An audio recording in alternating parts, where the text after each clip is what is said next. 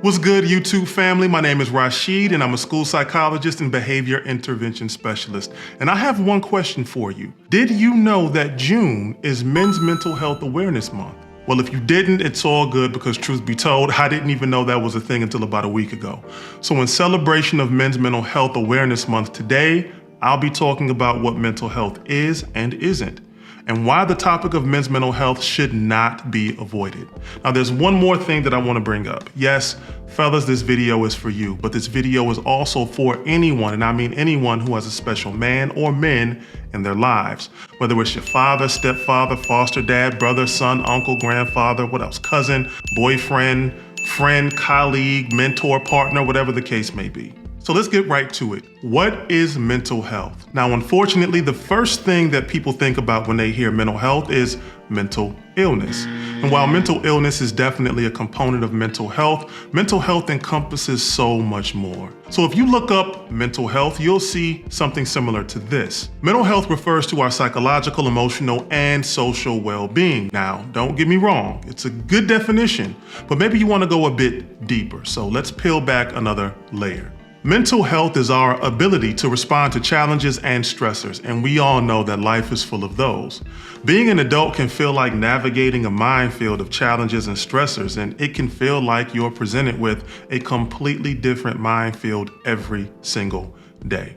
For example, after a relaxing and restful weekend, you oversleep Monday morning. Okay, cool. So you rush to get dressed, and while you're sitting at a red light going to work, you remember you forgot to brush that tooth. But it doesn't stop there, because you get rear-ended by some dummy who was looking at his phone while driving and didn't stop in time. Now, fortunately, said dummy didn't do a hit and run. Your car was not totaled and is still drivable, but the rear bumper is hanging on for dear life. And on top of that, it's taking an officer a ridiculous amount of time to arrive at the scene to make a report of the incident, and you have to call your job to inform them of your situation and that you'll have to either cancel or push all of your morning meetings back. Now, is this stressful and challenging?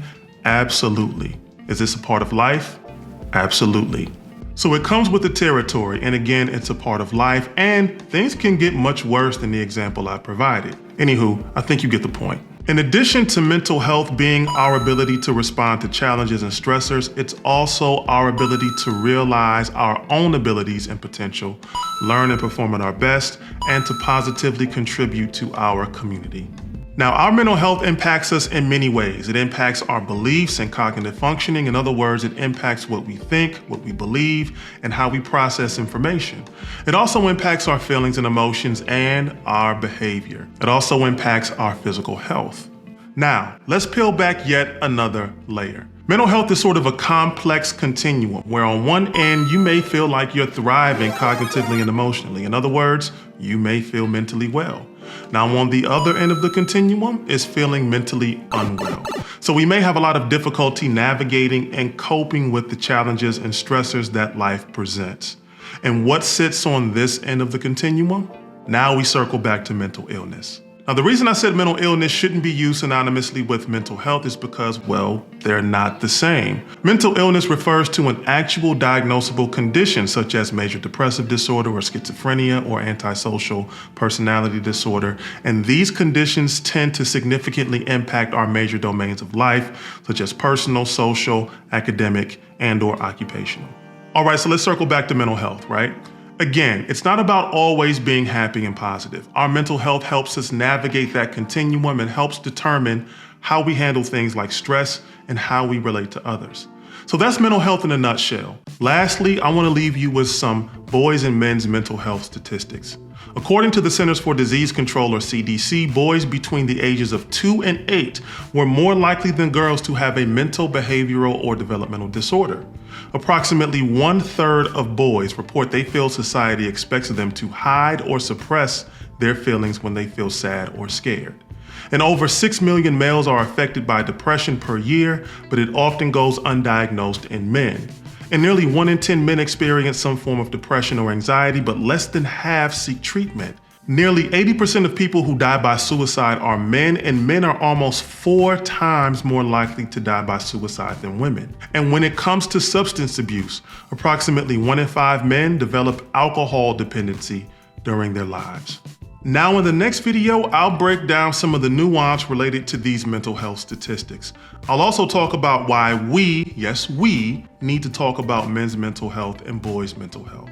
And not on some cornball red pill podcast with emotionally immature men posing as grown men who clearly failed to address their own traumas and mental health, trying to educate our lost young men and women about life and relationships. But that's a topic for another video. You know, I'm sitting here and I'm thinking about my career and the fact that I've had the privilege of working with a number of amazing boys and young men and men in my 17+ year career, right? And I'm really grateful and I'm really thankful for that. But one thing I've noticed is I've noticed a trend. I'm noticing that there are more young men and more teenage boys and more young men who are willing to discuss mental health and who are eager to discuss mental health. They're eager to discuss their emotions. They're eager to seek help navigating their emotions. And I'm also noticing that there are more families, and specifically fathers and grown men, who understand the importance of this. So it's one of those things that really makes me happy. It really makes me proud to see this and to notice this.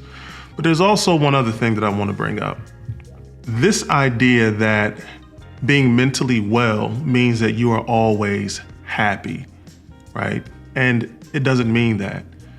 What it means is that, again, and I've said it multiple times throughout this video, there are life challenges, there are stressors that you will encounter pretty consistently throughout life, but it's our ability to navigate those things. I mean, whether they're a breakup from a relationship, or whether it is not making the basketball team, whether it's failing an exam, whether it's falling short and facing disappointment or anger or anxiety and fear. All of those things are regular emotions that all of us feel.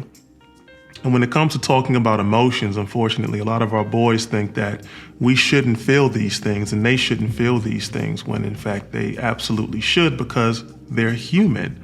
But again, teaching them the importance of knowing how to navigate those things and to sit in what you're feeling is absolutely imperative.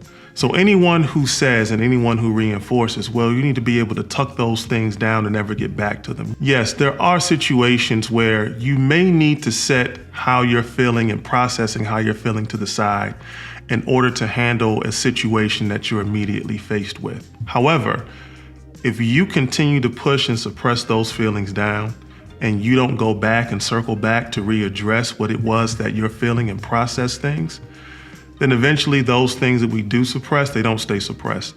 We express them in some way, shape, or form in the future moving forward. And oftentimes it's in ways that we don't realize, and oftentimes it's in negative ways. So just a quick little sidebar of something I wanted to add into this video right here, okay? Let's keep it pushing. So don't forget to hit that like button, share this video, comment, and subscribe. And most important of all, remember to take care of yourselves and one another. Peace.